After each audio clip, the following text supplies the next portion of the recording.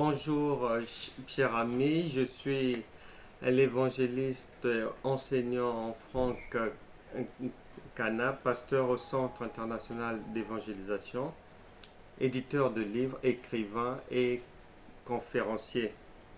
Je profite de ce passage pour dire à tout le monde, avant de vous proposer un élément, que je suis aussi et surtout enseignant de la parole de la foi à l'École internationale de la foi.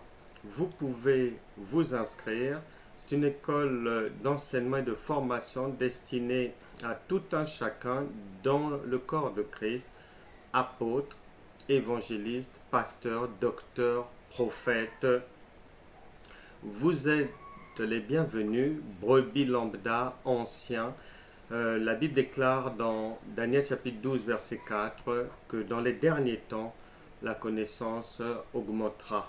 Et l'apôtre Pierre nous a demandé à tous d'aller de l'avant, de rechercher cette connaissance qui est l'onction divine, qui est la divinité active, en nous disant, faites tous vos efforts pour joindre à votre foi la connaissance. Raison pour laquelle je vous invite à vous inscrire. Les informations sont défilantes sur la bande. Inscrivez-vous à l'école internationale de la foi. L'année académique va de janvier là au mois de juin. Vous pouvez vous inscrire. On peut prolonger jusqu'en septembre à partir du moment où vous vous inscrivez, selon les dates, selon le moment de l'inscription. Quoi qu'il en soit, c'est un cursus de 3 ans sanctionné par un diplôme pour permettre à ceux qui sont déjà ouvriers de Dieu d'ajouter un arc à leur bagage spirituel.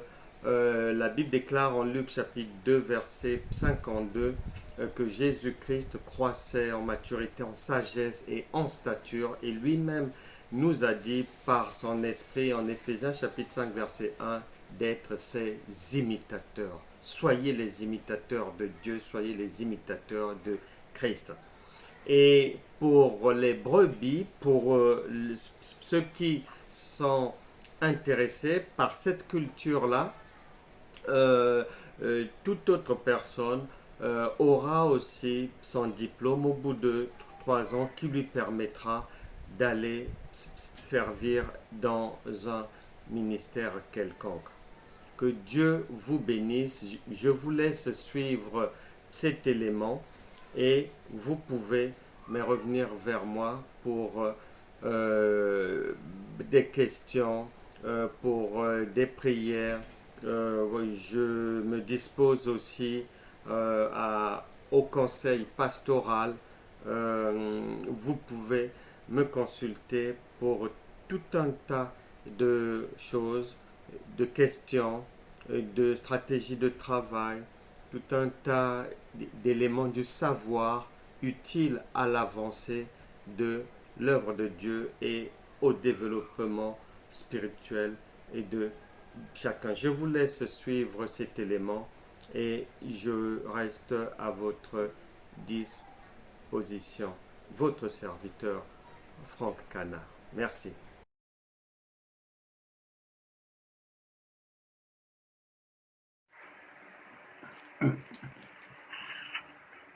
Donc, encore une fois, bonjour. Nous entrons dans notre enseignement du jour. Cet enseignement est intitulé « La parole faite chair ». La parole faite chair, c'est un verset biblique, Jean chapitre 1, verset 14. J'ai des retours de bruit. Si vous pouvez éteindre les micros, s'il vous plaît. La parole faite chair, c'est Jean chapitre 1, verset 14. C'est un verset biblique que nous tous, on a déjà lu ou entendu parler de ça à de nombreuses reprises.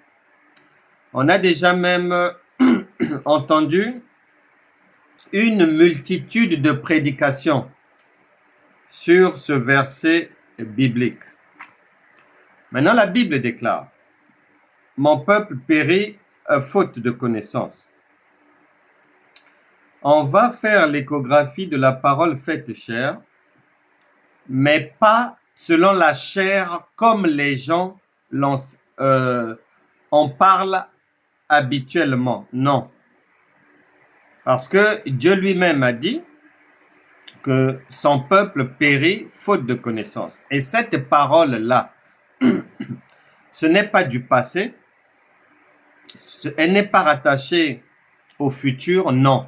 La parole de Dieu nous dit que toute chose passe, mais ce que Dieu dit, c'est toujours d'actualité d'éternité en éternité. Donc, ce qui veut dire que le Saint-Esprit jusqu'à aujourd'hui dresse le même constat, que les chrétiens n'y arrivent pas, que les chrétiens sont en échec, mal en point, parce que la principale raison, il leur manque la connaissance. Et donc, nous faisons un travail qui consiste à combattre l'ignorance, à sortir les gens de la malédiction de l'ignorance, des ténèbres, de la loi, de l'ombre, de la chair, de la compréhension uniquement intellectuelle des Écritures qui ne mènent nulle part, des faussetés, des choses qui n'ont ni tête ni queue, des coutumes, des traditions dites chrétiennes qui, en tout cas, depuis longtemps, ont mis en évidence que tant que ceux qui se disent chrétiens vont s'adonner à ces choses-là, ils demeureront en échec. Et ce n'est pas le but de la vie, encore moins de la vie chrétienne. Elle est faite pour marcher dans la victoire, la réussite, et non pas dans l'échec chrétien. L'échec chrétien plutôt, ou l'échec des chrétiens, ou les échecs des chrétiens. Donc, nous parlons de la parole faite chair. Maintenant, il faut bien comprendre. Lorsque Pilate présente le Seigneur Jésus à la foule, tout ça là, Dieu dit, ce sont des choses qui se passent aujourd'hui. Toute parole de Dieu, elle n'est ni au passé, ni au futur. Matthieu chapitre 24, verset 35. Mais comme les chrétiens comprennent la parole sous l'angle historique, sous l'angle de la préhistoire, sous l'angle que on leur raconte les histoires des gens, sous l'angle que c'est un Dieu lointain, non, ça ne peut pas marcher. Ça se passe aujourd'hui. Aujourd'hui. Et la Bible déclare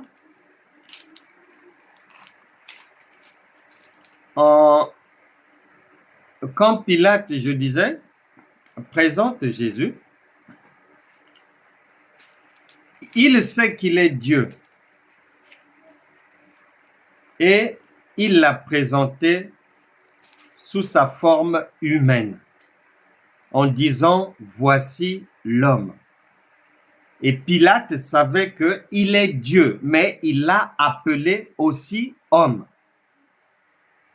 Et toi comme moi, tu sais que un homme sur cette terre qui ne connaît pas ses origines, il est perdu. Parce que le passé de quelqu'un, ses origines, sont des éléments, c'est un trésor d'informations concernant sa vie, expliquant ses actes, son devenir, etc., etc. C'est pour ça que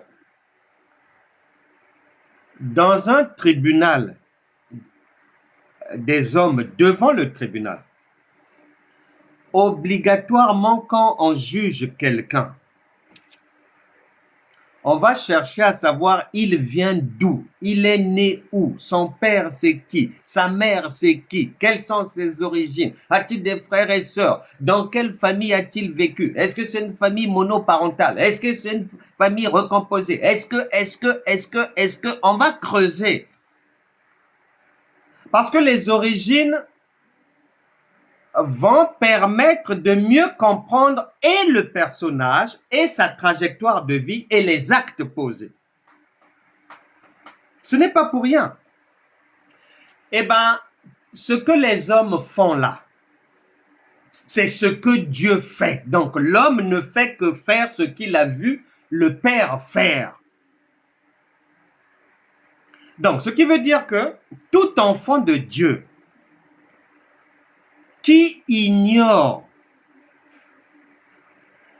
les conditions de sa venue dans le Seigneur, ce que ça veut dire, c'est un égaré, il est perdu. C'est un orphelin. Il n'a ni père ni mère en réalité spirituelle, en réalité. Mais combien même il va dire que Dieu est mon père, non, doucement avec ça. Parce que tu ne sais pas en réalité qui est ton père et qui est ta mère spirituelle. Tu ne sais pas. Donc, ce n'est pas pour rien que quiconque veut comprendre la parole de Dieu, en tout cas, il faut que dans le jardin d'Éden, qu'il soit à l'aise.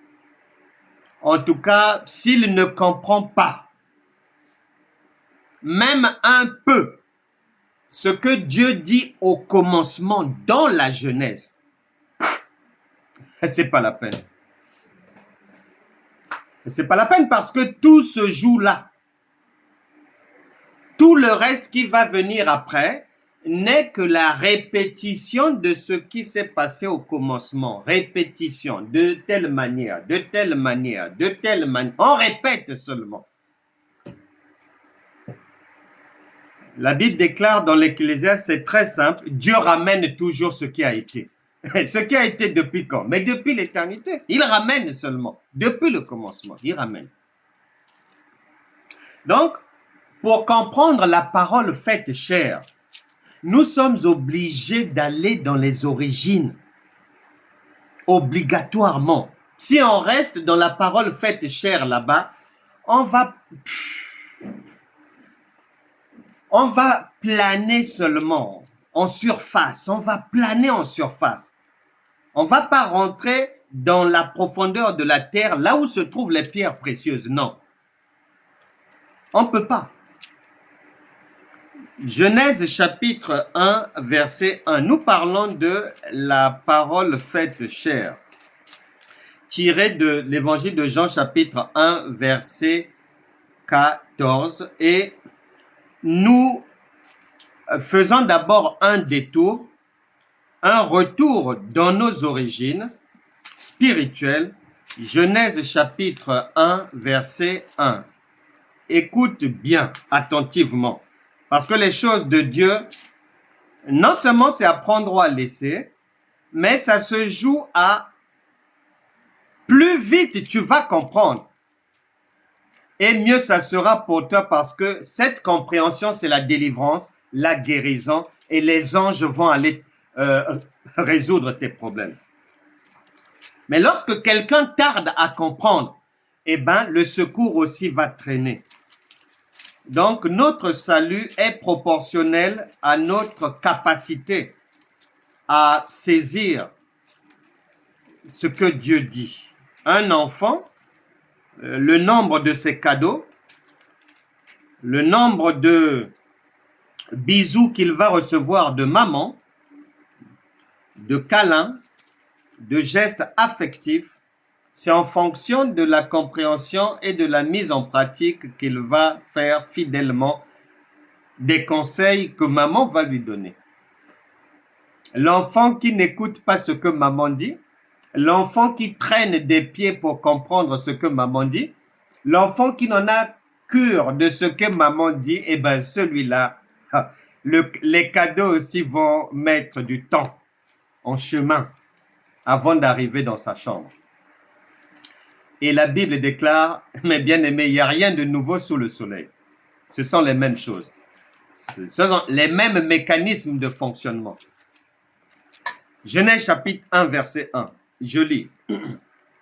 Au commencement, virgule, Dieu créa les cieux et la terre.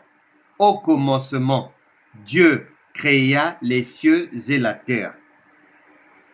Entendu par là, il a commencé à créer ce que tes yeux ne voient pas, l'invisible, et ensuite le visible. Et l'ordre que tu lis là, tu devras respecter cet ordre toute ta vie. Si tu essaies de changer cet ordre-là, ça ne marchera pas. Et donc, retiens bien, Genèse chapitre 1, verset 1, au commencement, il crée d'abord les cieux, ce que l'on ne peut pas toucher, ce que l'on ne peut pas voir, ce que l'on ne peut pas sentir. Il crée d'abord l'invisible. Et après, ce que tu peux toucher, ce qui est visible, ce que l'on peut voir et tout. OK. Poursuivons notre marche. Notre marche d'aujourd'hui nous mène à 1 Corinthiens chapitre 15, verset 40. Il faut bien suivre ce que nous sommes en train de lire là et ce qui se dit. 1 Corinthiens chapitre 15, verset 40. Nous venons du commencement là-bas. Genèse chapitre 1, verset 1. Notre tableau mural, le titre de notre enseignement, c'est la parole faite chair. Mais on a pris notre vol au commencement là-bas. Et nous faisons ce qu'on appelle l'escale à 1 Corinthiens chapitre 15, verset 40, qui dit ceci. Il y a des corps célestes et des corps terrestres. Mais autre est l'éclat des corps célestes, autre celui des corps terrestres. C'est-à-dire, puisque tu es averti, Dieu ramène toujours ce qui a été. Une maman ne se lasse pas de répéter les mêmes choses. L'apôtre Paul a dit, je ne me lasserai pas de vous répéter ces choses parce qu'elles sont salutaires pour vous. Et la répétition est la mère des sciences. Donc ici, le Saint-Esprit vient répéter Genèse chapitre 1, verset 1. Il le dit en d'autres mots, en disant que il y a aussi des corps célestes, donc venant des cieux, et des corps terrestres. Nous continuons. Escale à l'évangile de Jean chapitre 3 verset 12. Toutes ces paroles-là se tiennent, sont des synonymes. Dieu répète seulement. Partout là où on va passer, il redit la même chose. Jean chapitre 3 verset 12. Il est dit ceci. Jean chapitre 3 verset 12. Il est dit. Si vous ne croyez pas quand je vous ai parlé des choses terrestres, virgule, comment croirez-vous quand je vous parlerai des choses célestes? Voilà. Il redit la même chose. Et il insiste sur ce que l'œil humain ne peut pas voir et sur ce que tes yeux peuvent voir. Et il insiste sur ça. Et il dit, mais si déjà, au niveau de la chair, au niveau de la lettre, au niveau des choses, c'est-à-dire simples à comprendre, au niveau du premier degré de la compréhension de la parole, c'est-à-dire compréhension de la maternité, de l'école primaire, de la maternelle. En comprenant l'écriture d'une manière brutale, comme le cerveau me renvoie la chose, il dit que si déjà, au niveau de ce qui est simple et terrestre, vous avez déjà du mal. Mais lorsqu'on va rentrer dans les cieux, dans un langage spirituel, c'est pas la peine. C'est ce que le Seigneur Jésus nous dit. Si vous ne croyez pas, quand je vous ai parlé des choses terrestres, comment croirez-vous quand je vous parlerai des choses célestes? Ce qui veut dire par là, ce que tu as lu à Genèse là-bas, les cieux et la terre, le Saint-Esprit ne lâche pas ça. Il ne lâche tout ce qu'il fait. Lorsqu'il nous parle, il va toujours employer le langage terrestre et le langage céleste. Parce que la parole de Dieu, c'est comme un train. Il tient sur deux rails, obligatoirement.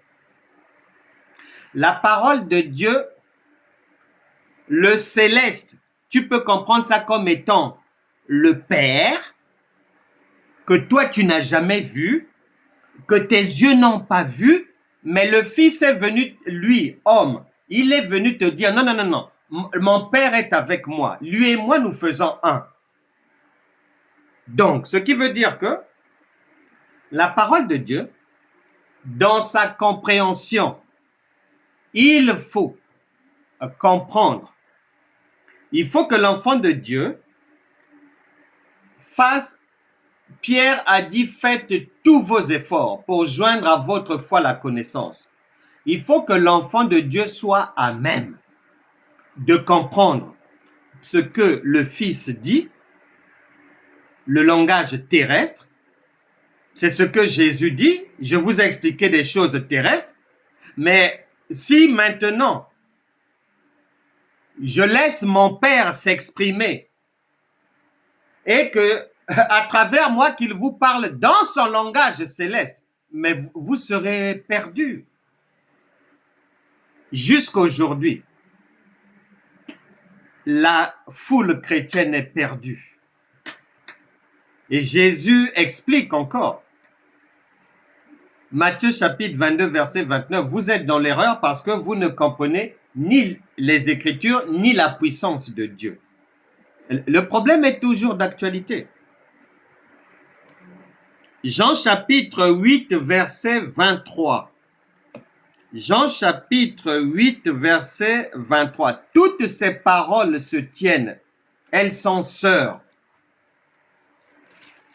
Elles sont jumelles. Jean chapitre 8, verset 23.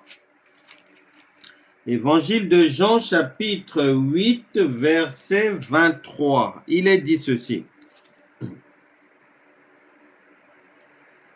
Et il leur dit, en parlant du Seigneur, bien sûr, vous êtes d'en bas, c'est-à-dire de la terre.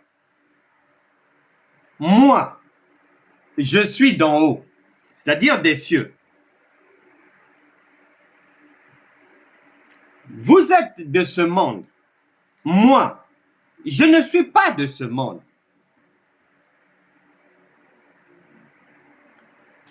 On en revient toujours. Le Saint-Esprit insiste sur il y a ce qui est céleste et ce qui est terrestre. C'est-à-dire ce qui est invisible et ce qui est visible.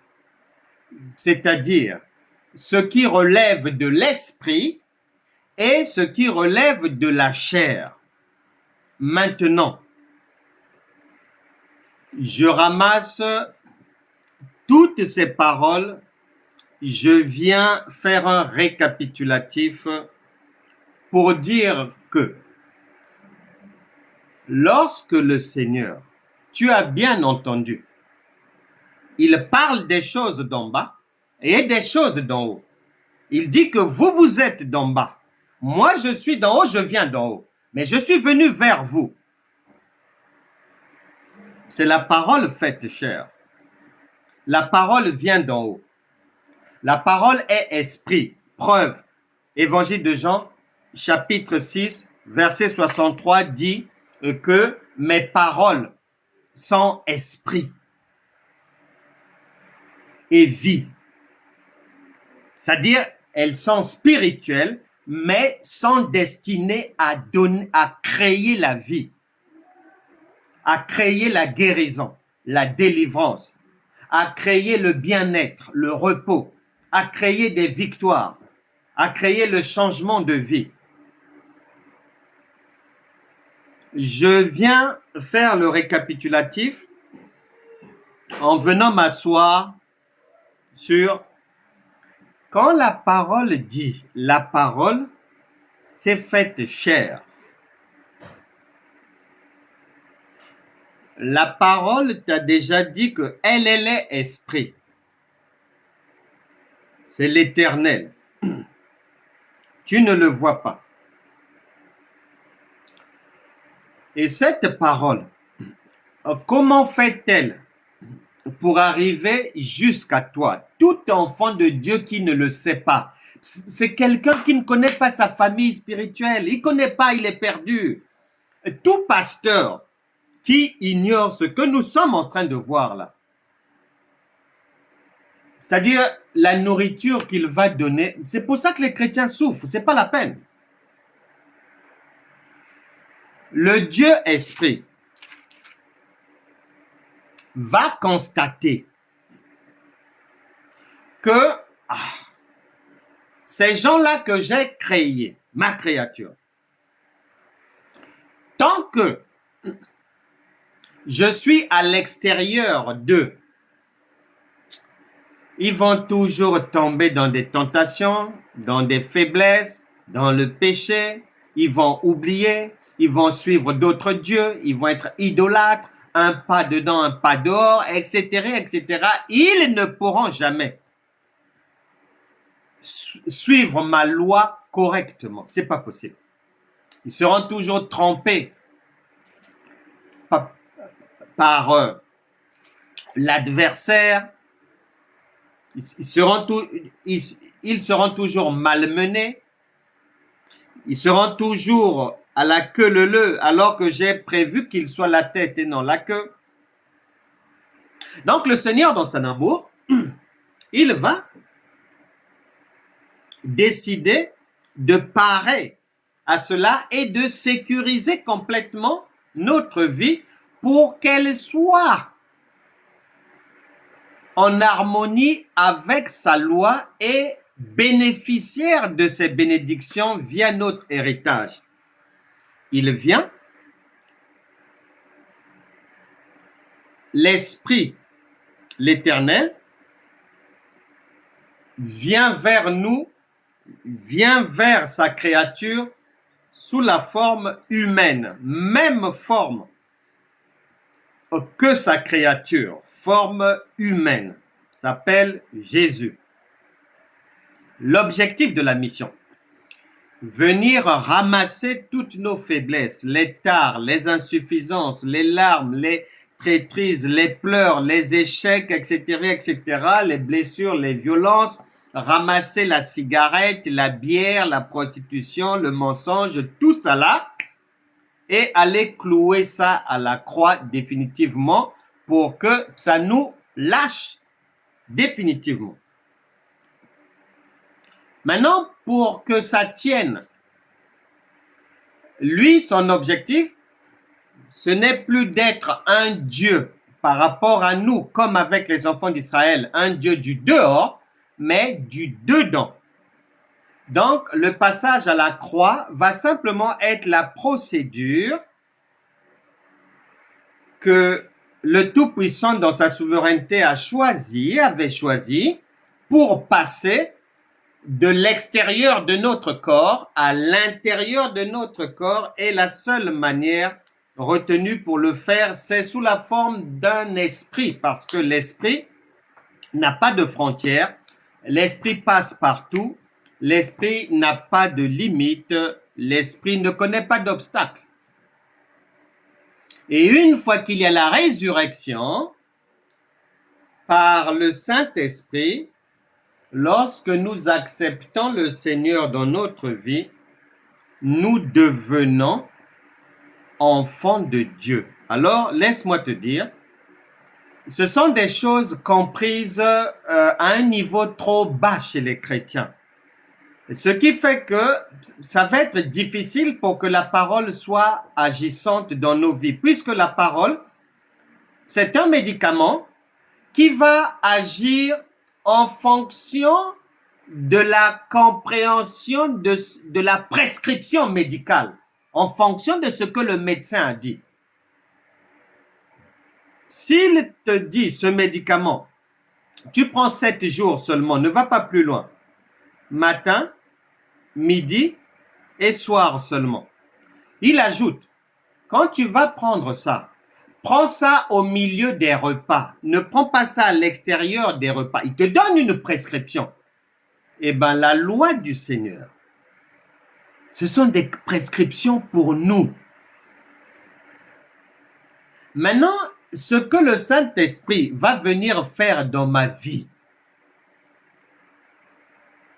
il va, c'est-à-dire sa présence, en moi, va être un gain pour moi en fonction de ce que j'ai compris des objectifs pour lesquels il est venu chez moi, demeurer chez moi. Plus je comprends, plus je rafle la mise. Bonne santé en permanence. Pas de démon à m'empêcher de dormir. Pas de sorcier derrière moi. Pas de diable devant ma porte. Pas d'araignée. Pas de fourmi quelconque. Pas de chien à me pourchasser dans les rêves la nuit. Pas de. Voilà. C'est en fonction de ce que je sais qu'il est venu faire en moi. Or, ce qu'il est venu faire, il nous l'a déjà dit et il le redit. Exemple, Matthieu chapitre 10, versets 7 à 8. Toute situation morte, cadavérée dans ta vie, toute situation difficile, tout dossier bloqué depuis des années, il a dit, il faut que ce dossier soit ressuscité. Il faut que ce dossier sorte des tiroirs, là où on l'avait enfermé, là où les agents ont oublié, là où il faut que ça revienne. Les aveugles doivent voir, c'est-à-dire parvenir en mangeant le pain de vie, en partageant le repas du Seigneur, à ce que leurs yeux s'ouvrent pour voir Dieu à travers sa parole. Puisque la Bible dit Dieu est dans sa parole. Et on le voit en fonction de la compréhension. Plus on comprend et plus on le voit. Les aveugles donc doivent voir, les sourds doivent entendre, c'est-à-dire ce que je ne comprenais pas en 2012 de la parole de Dieu. Ce que je n'avais toujours pas compris en 2017, là, en 2025. Il faut que je comprenne maintenant. C'est ce qui est prévu. Il faut que je comprenne maintenant. Il faut que j'arrive à entendre Dieu. Parce que tout le monde ne l'entend pas. Pourquoi? Parce que les gens l'attendent en prière à gauche là-bas pour qu'il parle là-bas. La Bible déclare, Jean chapitre 1, verset 1 à 3, que Dieu est dans sa parole. Et il est sa parole. Donc, si tu veux l'entendre, mais c'est dans sa parole. Mais les faussetés chrétiennes, l'égarement chrétien, l'immense égarement a déporté les gens dans les ravins, pensant que non, si je jeûne, Dieu va me parler. Oh, il y a déjà la réponse. On nous a déjà dit qu'il est dans sa parole. Et il est sa parole. Donc, si tu veux qu'il te parle, il ne t'a pas dit que c'est à travers un jeûne. Il t'a dit que c'est dans sa parole. Il va te parler. Très simplement. Le Saint-Esprit vient demeurer en toi pour qu'aucune maladie ne puisse demeurer dans ton corps, dans ta maison. Les malades soient guéris. Aucun démon chez toi. Dehors. Les démons doivent être chassés. Donc c'est clair que déjà la plupart des chrétiens sont ignorants et de l'origine du Saint-Esprit et des raisons véritables pour lesquelles il vient dans leur vie. Ils ne connaissent pas.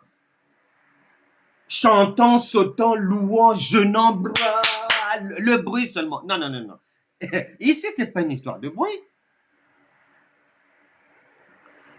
Lorsque nous avons un problème de santé et on va voir le médecin pour une solution, mais la recherche de la solution ne peut pas se faire dans le vacarme, ne peut pas se faire dans le bruit. L'enfant de Dieu sollicite le secours du Saint-Esprit, c'est-à-dire à l'opposé de ce qu'il fait comme démarche dans sa vie de tous les jours. À l'opposé, en contradiction totale.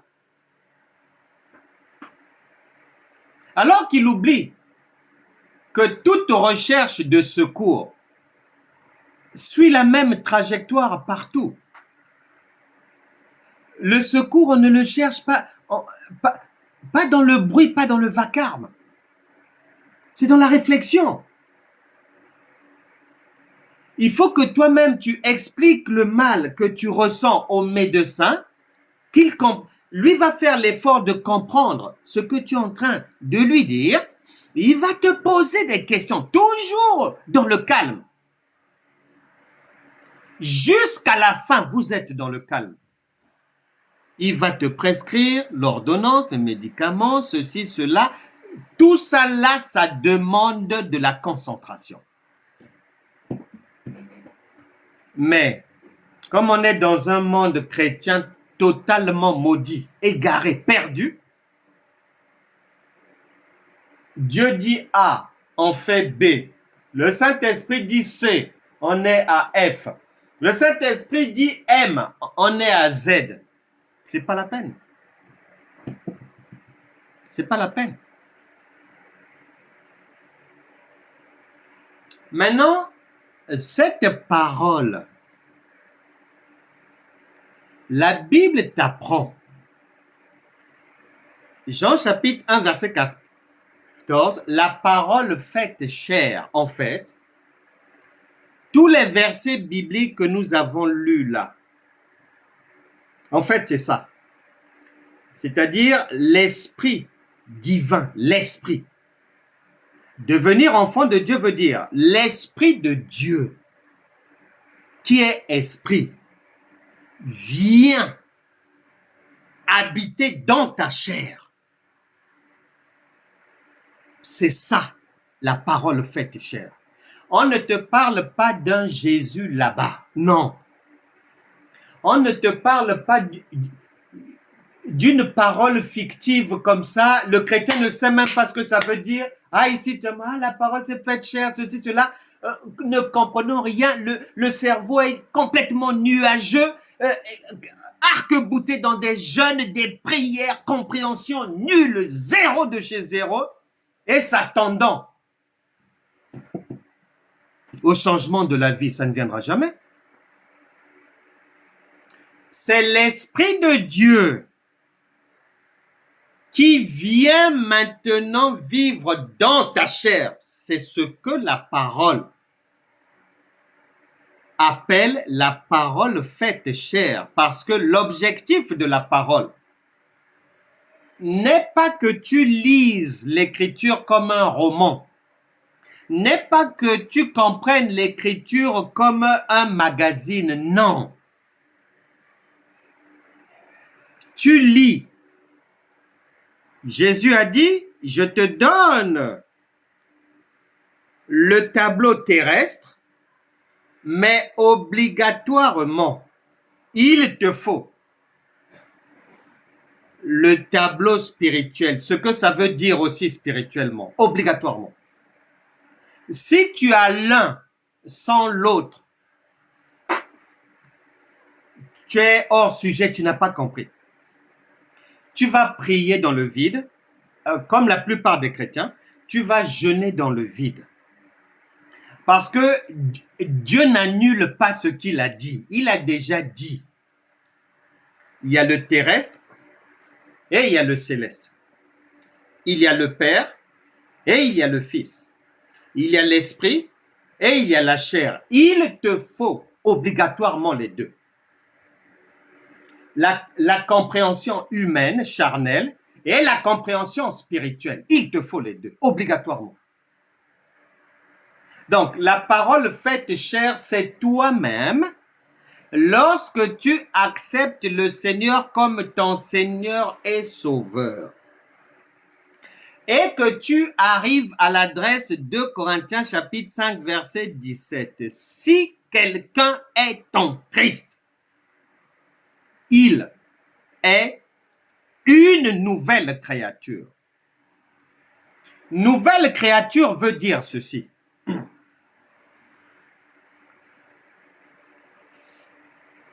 Je suis un homme. J'accepte le Seigneur Jésus comme mon Seigneur et Sauveur. Je le reçois, lui qui est esprit. Je reçois son esprit en moi. Et à partir du moment où je reçois la parole dans ma chair, eh ben, Éphésiens chapitre 5 verset 31 dit, les deux, nous devenons une même chair. C'est là où Corinthiens dit, à partir de ce moment-là, les choses anciennes sont passées, c'est-à-dire, j'étais charnel. Je faisais tout par la chair. Je faisais tout, les jeûnes, les prières, selon la loi de Moïse, et je faisais les jeûnes de Daniel, les Esther et compagnie. Tout ça là, je faisais. Le jour où je suis devenu enfant de Dieu, où l'Esprit de Dieu est venu désormais vivre en moi. Et la Bible dit que les deux deviennent une même chair. Je deviens, Actes des Apôtres, chapitre 17, verset 29, de la même nature que Dieu, de la race de Dieu. Une divinité. Jean chapitre 10, verset 34. Donc, c'est ce que veut dire à partir de là. Toutes choses sont devenues nouvelles. Je ne marche plus par la chair. Je marche maintenant par l'esprit. Toutes choses sont devenues nouvelles. Toutes. Je ne suis plus la même personne. J'étais seul hier. Je n'avais pas de soutien. Vraiment, je me posais 1001 questions. J'étais dans 1 milliard de problèmes. Mais à partir du moment où j'ai accepté 2 Corinthiens chapitre 5 verset 17, j'ai accepté Jean chapitre 1 verset 14, la parole qui est venue maintenant demeurer dans ma chair et que je suis devenu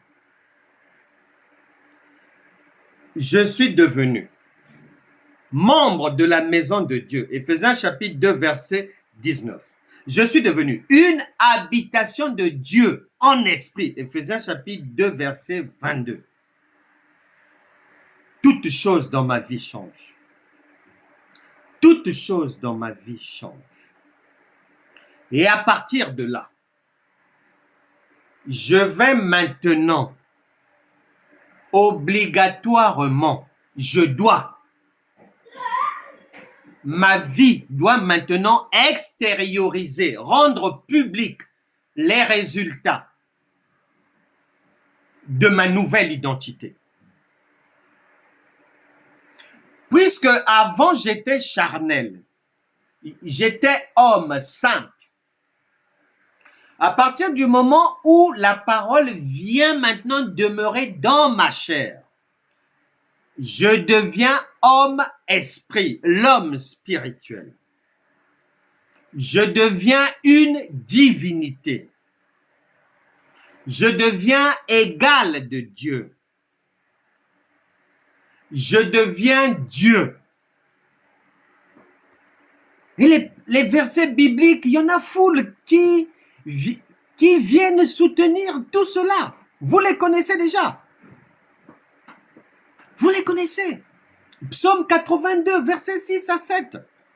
Jean chapitre 10, verset 34. Actes des Apôtres chapitre 17, verset 29. Éphésiens chapitre 2, verset 22. Il y en a beaucoup. Il y en a beaucoup. Donc, chacun doit bien saisir ce que, c'est-à-dire, quand une parole est donnée par Dieu, quand tu lis un verset biblique, tu dois en tenir la signification intellectuelle de la terre et obligatoirement ce que ça veut dire spirituellement, obligatoirement. Sinon, tu es un train, mais qui fonctionne sur un seul rail. Ben, c'est impossible, c'est pas possible. C'est pas possible. Et c'est pour ça que les chrétiens tournent en rond. C'est pas possible. Ce que Dieu a établi, ça restera toujours comme ça. Il n'y a pas de raccourci. Il n'y a pas de traficotage. Il y a pas. Ça n'existe pas. C'est une impossibilité. C'est pour ça que les chrétiens souffrent. Du fait de l'ignorance de ces choses. Du fait d'un manque de connaissance d'un Dieu avec lequel ils prétendent marcher. Alors qu'en réalité, ils ne le connaissent pas. Il ne les connaît pas. Parce que Jésus a dit dans Jean chapitre 10, verset 27 à 28 qu'il connaît ses brebis. Elles sont dans sa main. Elles ne peuvent pas suivre une autre personne. Elles ne peuvent pas écouter un autre enseignement, des choses bidons. Elles ne peuvent pas se retrouver dans la malédiction. Elles ne peuvent pas faire partie des gens maudits par Dieu. 2 Thessaloniciens chapitre 2, verset 9 à 12, par exemple. Dans Romains aussi, les gens comme ça sont maudits par Dieu lui-même. Et il ajoute que personne ne peut les arracher de sa main. Personne.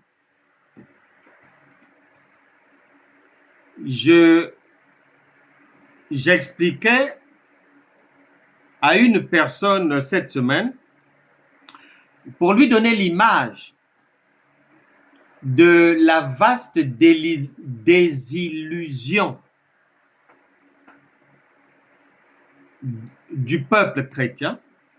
Je lui disais ceci, regarde.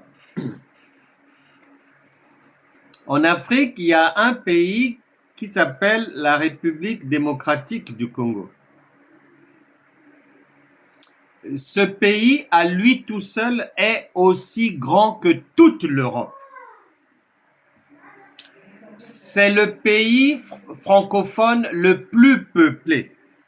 Pays francophone, plus peuplé encore que la France. Plus de 2 fois et quelques la population française. 130 millions de personnes. Grand comme l'Europe. C'est le pays le plus riche au monde, qui a le sous-sol le plus riche au monde. On ne parle pas d'Afrique, on parle du monde le plus riche. Dans ce pays-là, mais comme ils sont nombreux, il y a des églises partout. Partout. C'est le pays où il y a le plus grand nombre d'églises au monde. Pas en Afrique, au monde. Il y en a partout. les gens prient matin, midi, soir. Dans une rue, tu peux tomber sur 20, 30, 40 églises, selon la longueur de la rue. Il y en a partout. Et les gens prient jour et nuit, depuis des années.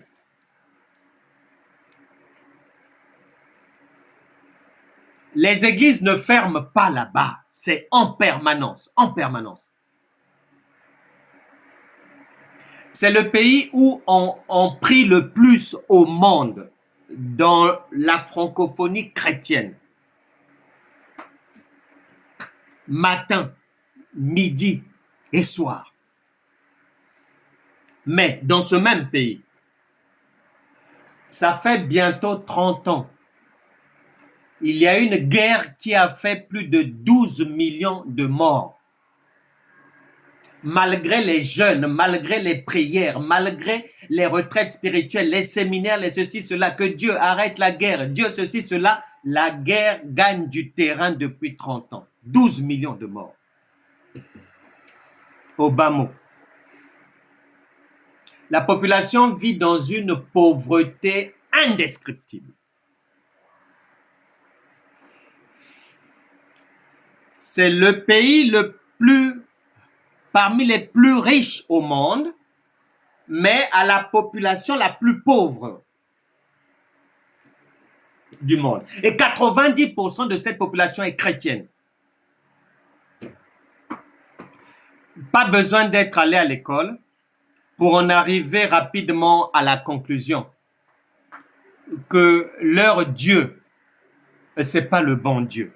C'est simple. C'est pas le bon. Ils parlent de Dieu, ils pensent être avec Dieu, ils pensent que Dieu est avec eux, mais ils n'en ont pas les preuves. Leurs situations sont pires d'année en année depuis des décennies. Malheureusement, c'est la réalité chrétienne d'une manière générale. Là-bas, c'est grand format, mais ailleurs, c'est tout petit format, petit format. Quoi qu'il en soit, c'est l'échec en général. Donc, on doit faire attention à ça. La parole faite chair, c'est ta conversion. La parole faite chair, c'est l'Esprit divin, le Saint-Esprit, qui vient en toi pour poursuivre son ministère. Actes des Apôtres, chapitre 10, verset 38. Et puis, pour que tu continues, qu'il continue à faire ce qu'il fait à travers maintenant toi ou avec toi. Tu prends ça comme tu veux, mais en tout cas, tu deviens acteur principal du ministère de Jésus-Christ à ce moment-là. Tu portes la responsabilité d'emmener à l'existence les choses qui n'existent pas. Romains chapitre 4, verset 18.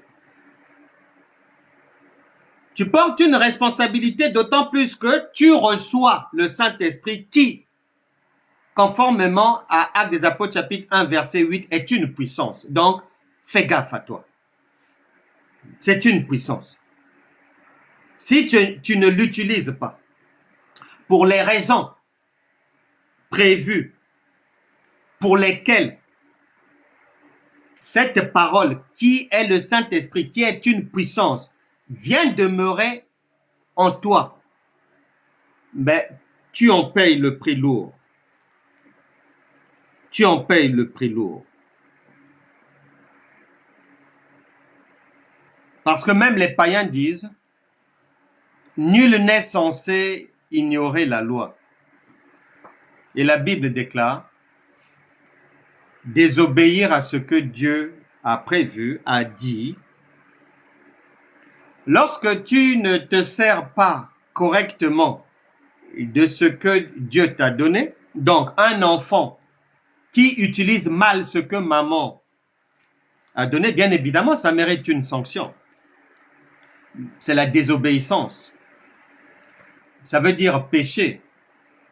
Et Romains chapitre 6, verset 23 dit le salaire du péché, c'est la mort. Chacun doit savoir aussi que la parole faite chair, cela veut aussi dire que lorsque cette parole, le Saint-Esprit que tu reçois, tu dois obligatoirement la retrouver dans la société. Parce que la chair, dans le langage de Dieu, veut aussi dire la société. C'est pour ça que la Bible déclare, la nature elle-même ne vous enseigne-t-elle pas? Cela veut dire que cette parole que tu reçois est chargée de fabriquer le bien concrètement dans ta vie et dans les vies des autres.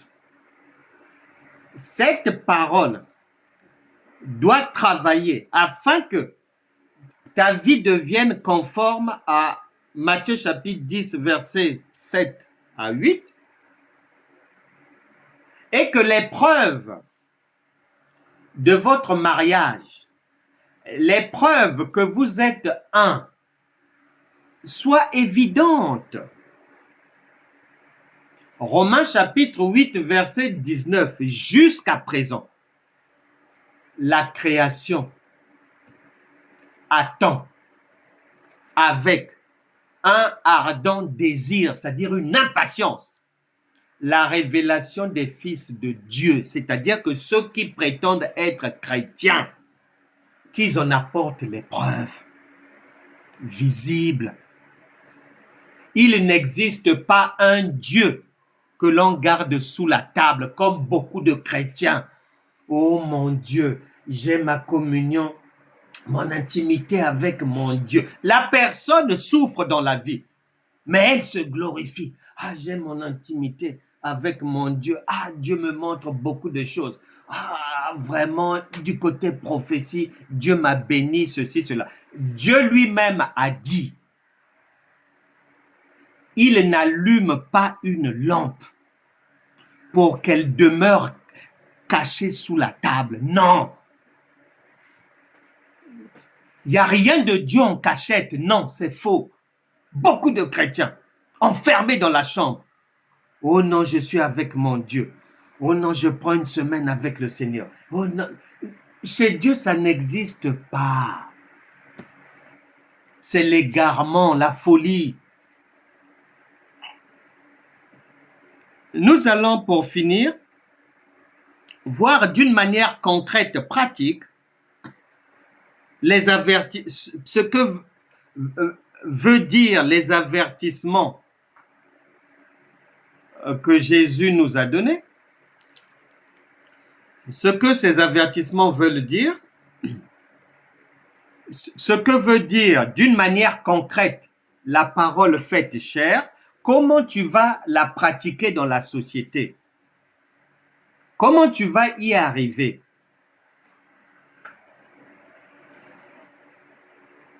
Comment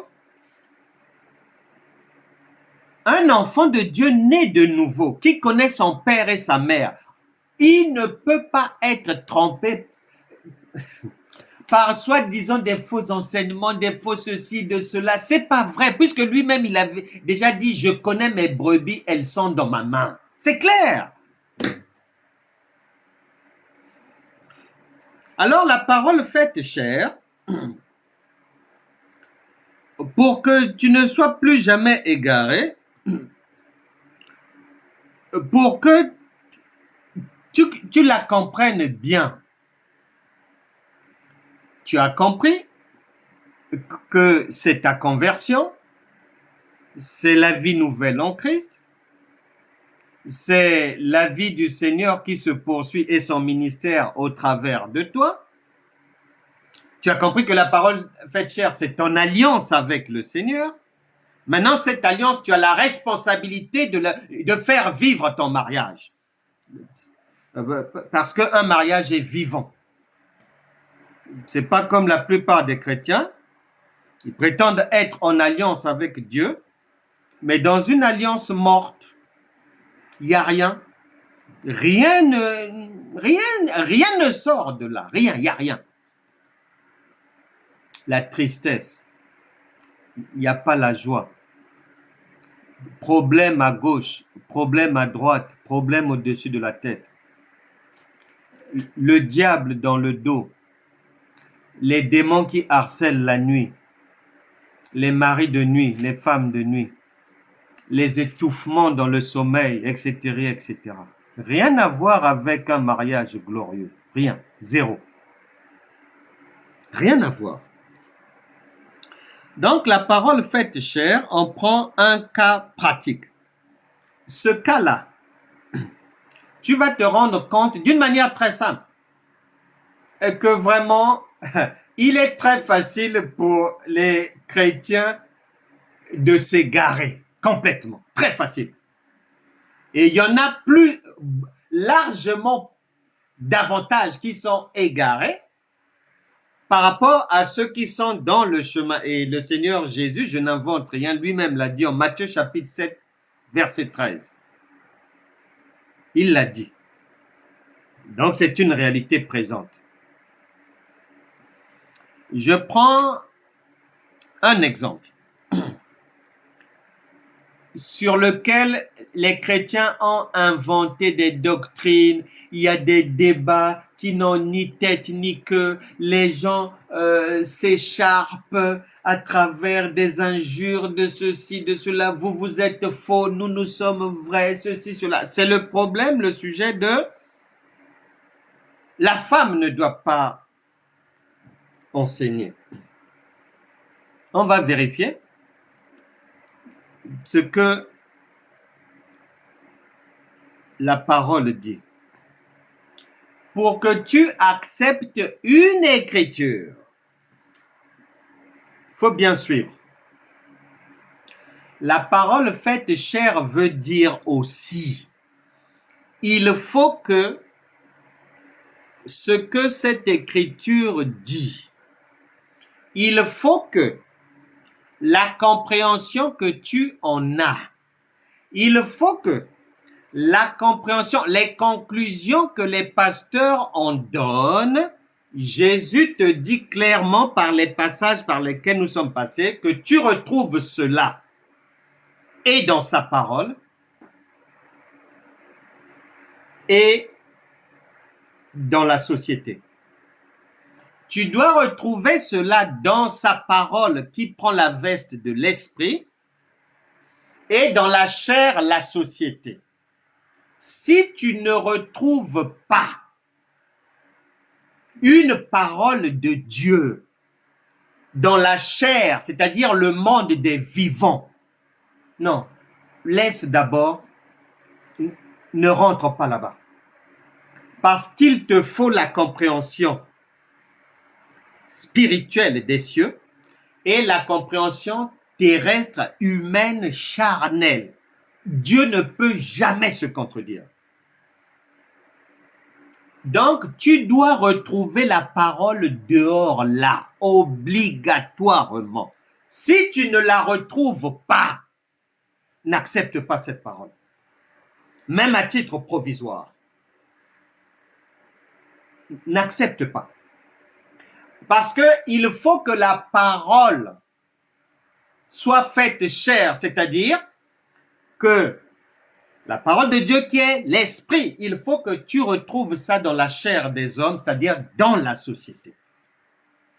Nous voyons rapidement le cas de est-ce que la femme peut enseigner, oui ou non? Est-ce que la femme doit se taire, oui ou non? Réponse. Pour que tu acceptes la doctrine qui dit que la femme ne doit pas enseigner, il faut que tu retrouves cette doctrine.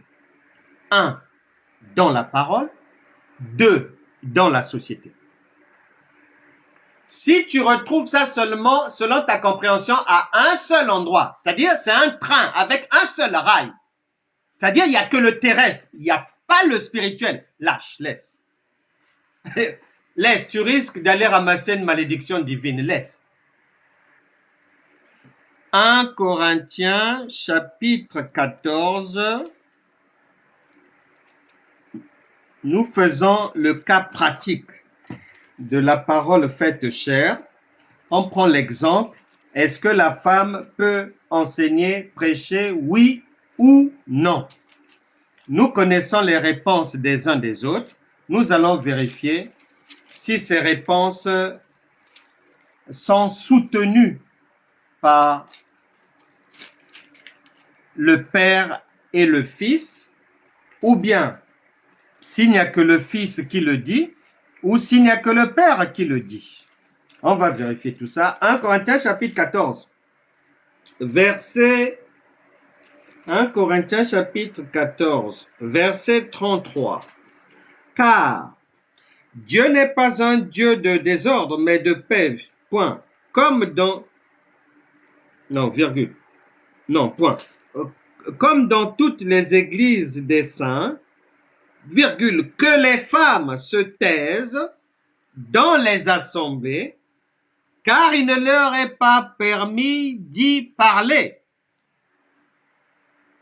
mais qu'elles soient soumises selon que le dit aussi la loi. Bon. Par la compréhension basique française simple, intellectuelle, bon, on comprend que dans les assemblées, il est dit que bon, les femmes se taisent et qu'il ne leur est pas permis d'y parler. Question. Est-ce que cette parole, est-ce qu'on la retrouve dans la chair? On va vérifier. Dans la chair, nous retrouvons quoi? Dans la chair, tu retrouves ceci. Des femmes reines, des femmes chefs d'État, des femmes premières ministres, des femmes ministres, des femmes qui enseignent dans tous les pays du monde, à l'école primaire, à l'école maternelle, au collège, au lycée, à l'université, des femmes qui forment les hommes dans toutes sortes de domaines. Des femmes qui sont mères, Anne Hidalgo, maire de Paris, qui dirigent les hommes, qui donnent des instructions.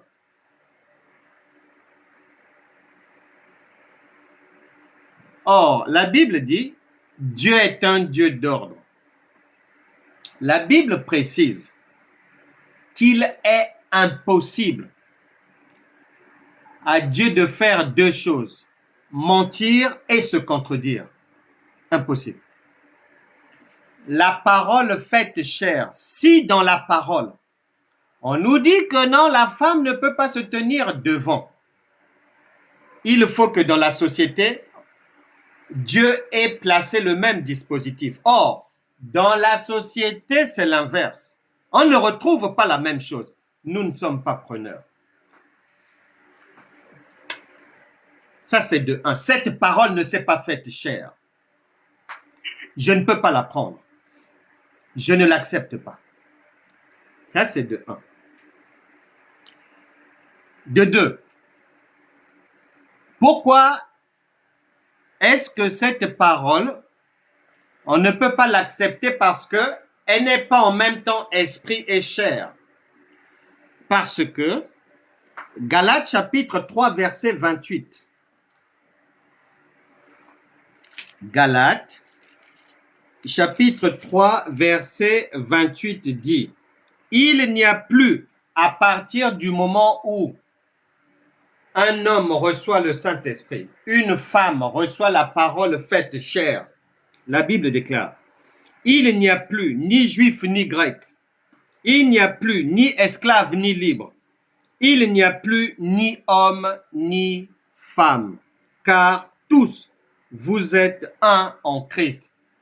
Et un esprit n'a pas de sexe.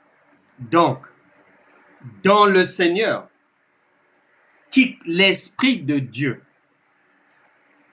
que l'on peut trouver chez un homme ou chez une femme, est souverain et n'est pas lié. Il peut utiliser un homme de la même manière qu'une femme. Il peut utiliser une femme de... Donc, il n'y a plus ni homme ni femme parce qu'on est maintenant dans le spirit, dans l'esprit est arrivé. Et l'esprit n'a pas de sexe. On ajoute encore un témoin devant le tribunal de Pilate. 2 Corinthiens chapitre 5. Pour renforcer notre argumentaire. 2 Corinthiens chapitre 5, verset 16. Ainsi, virgule, dès maintenant, nous ne connaissons personne selon la chair. Voilà. Voilà. Des gens ignorants ramassent un verset, n'ont pas lu c'est-à-dire les milliers d'autres versets. Ils se basent sur un seul verset. Ils se lèvent en l'an 2000. L'an 2000, la femme ne doit pas prêcher. 2005, la femme ne doit pas prêcher. 2009, la femme ne doit pas... Ils n'ont fait aucune vérification. Limité complètement. Intelligence, la Bible dit obscurcie totalement. C'est-à-dire, ils marchent sur un seul rail, un seul pied. C'est-à-dire, leur parole, on ne la retrouve pas dans la chair. Donc, ça ne passe pas pour Dieu. Ça ne passe pas. Ainsi, dès maintenant, nous ne connaissons personne selon la chair. Donc, il n'y a plus homme ni femme. On ne connaît plus, c'est fini ça. L'esprit, lorsqu'il vient en toi, en moi, il prend la supériorité. C'est pour ça que la Bible dit maintenant. Elle ne dit pas l'homme, non. Elle va directement dire l'homme spirituel juge de tout. Et il n'est lui-même jugé par personne. Or, il n'y a que Dieu qui a ces attributs-là. Donc, l'homme devient Dieu.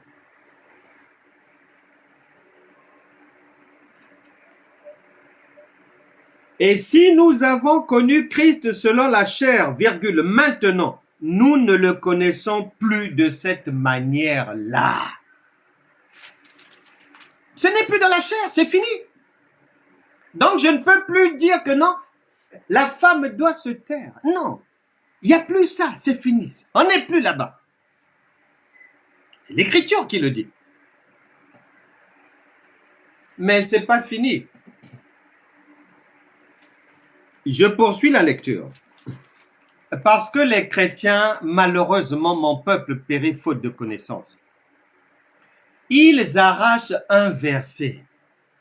C'est-à-dire, ils ne le comprennent pas parce que, en général, ils ne prennent pas le temps de lire en amont, en haut là-bas. Parce que pour comprendre, même intellectuellement, le verset, tu dois comprendre dans quel contexte cette parole est donnée. Donc, tu dois remonter d'abord plus haut et tu dois aussi descendre plus bas pour aller bien saisir le contexte. Mais malheureusement, les chrétiens ne font pas ça. Donc, tout leur échappe. Tout leur échappe. C'est pour ça que Proverbe chapitre 29, verset 18 dit que lorsqu'il n'y a pas de révélation, le peuple est sans frein, ça va dans tous les sens. Des jeûnes à répétition, des prières, c'est-à-dire de la folie. Ils viennent à peine de finir le mois de décembre dans des jeûnes de 40 jours, de 21 jours, de 12 jours pour échapper aux griffes de Satan, pour échapper à la casserole de fin d'année de Satan. Ils ont fini avec ça. Et ensuite, ils ont clôturé tous ces jeûnes d'Esther, de Daniel, d'un tel et un tel par la nuit de la traversée. Mais chose étrange, alors que la traversée devait être la boucle qui fermait l'ensemble et sécurisait définitivement la vie, dès le 1er janvier, une multitude d'églises, et je précise noires, à travers le monde, en rebelote. Un éternel recommencement. Les programmes de jeûne et prières, on a relancé encore, on ne fait que ça. Les mêmes prières, les mêmes jeûnes, les mêmes programmes d'année en année. Une totale malédiction. 1 Corinthiens chapitre 14, verset 33. Nous étions là. Il nous est dit que, comme dans toutes les églises des saints, que les femmes se taisent dans les assemblées, car il ne leur est pas permis d'y parler, mais qu'elles soient soumises selon que le dit aussi la loi. Verset 35. Si elles veulent s'instruire sur quelque chose, virgule, qu'elles interrogent leur mari à la maison. Point virgule, car il est malséant à une femme de parler dans l'église. Maintenant, regarde, la Bible déclare, ne suivez pas tout le monde, ne soyez pas comme tout le monde, ne comprenez pas comme tout le monde. Romains chapitre 12, verset 2. Mais soyez transformés par le renouvellement de votre intelligence. C'est-à-dire, il faut une intelligence qui est, Jésus l'a dit, vous êtes d'en bas, moi je suis d'en haut. Il faut les deux, une intelligence d'en bas pour comprendre les choses terrestres et il faut une intelligence spirituelle pour comprendre les choses spirituelles, la partie spirituelle. Si l'un fait défaut, ça ne marchera pas. Ici, on dit que si elles veulent s'instruire sur quelque chose, virgule, qu'elles interrogent leur mari à la maison, car il est malséant à une femme de parler dans l'église. Mais Dieu n'est pas bête. Dieu n'est pas bête. Dans la chair, dans la vie de tous les jours, dans la société, tu retrouves quoi? Je te pose la question. Est-ce que toutes les femmes chrétiennes, leurs maris sont des chrétiens? Dieu ne le sait pas. Toutes les femmes chrétiennes, la plupart, leurs maris ne sont pas chrétiens, ne sont pas croyants. D'autres sont mariés à des musulmans. D'autres sont mariés à des hindous, à des sikhs, à des tamouls, à toutes sortes de personnages. Maintenant, un mari musulman, un mari sikh, un tamoul, un mécréant, qu'est-ce qu'il va enseigner à sa femme en ce qui concerne le royaume de Dieu? Cela veut dire ce que le Saint-Esprit dit là. Ça concerne les choses domestiques du foyer, ça ne concerne pas la parole de Dieu. Dieu ne peut pas se tromper. C'est une impossibilité. Donc, tous ceux qui ont sauté du train pour tomber dans le ravin, qu'ils ont lu, la femme doit se taire, taisez-vous. Ils sont dans l'égarement, ils n'ont rien compris. Dieu ne parle pas de l'enseignement des apôtres et des prophètes ici, non. Il parle de ce qui concerne monsieur et madame, qu'ils en parlent à la maison, pas dans l'église. C'est tout. C'est tout. Que la femme ne prenne pas autorité, ne parle pas mal à son mari en public devant les gens. Et encore moins dans la maison du Seigneur. Qu'ils arrangent leurs choses à la maison. Parce qu'ici, on parle d'enseigner, d'instruire. Or, tous les maris ne sont pas chrétiens. tous les maris ne sont pas croyants. Et Dieu ne peut pas se tromper. Il ne peut pas se tromper. Mais qu'est-ce qu'un mari musulman va apprendre à ou hindou va apprendre à sa femme chrétienne? Quel enseignement peut-il donner à sa femme sur les Écritures saintes? Quel enseignement? Quel enseignement? Il n'est pas qualifié. Donc Dieu ne parle pas de ça. Il ne parle pas de ça parce que la parole, tu dois la retrouver. Pour que ton cœur l'accepte, tu dois retrouver ça ici et tu dois retrouver ça dehors. Pour que tu retrouves ça dehors, Dieu a donné le cerveau pour le faire travailler. Si tu ne le fais pas travailler, tu vas suivre la foule des égarés chrétiens, des pasteurs égarés, des enseignements de l'égarement, de toute la folie chrétienne qui est devant nous, ce spectacle horrible, horrible, qui atteste que ces gens-là n'ont jamais compris ce que le Seigneur dit lorsqu'il a dit que la parole s'est faite chair. N'ont jamais compris. Pour finir, 2 Timothée chapitre 2.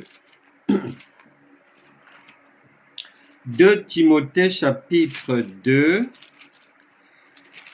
verset 7 dit ceci. Comprends ce que je dis, virgule, car le Seigneur te donnera de l'intelligence en toutes choses. Ça rejoint Romains chapitre 12, verset 2. Soyez transformés par le renouvellement de l'intelligence. Et ce que le Seigneur dit, l'intelligence dont il s'agit ici, dans 2 Timothée chapitre 2, verset 7, et dans Romains chapitre 12, verset 2, c'est pas une intelligence terrestre.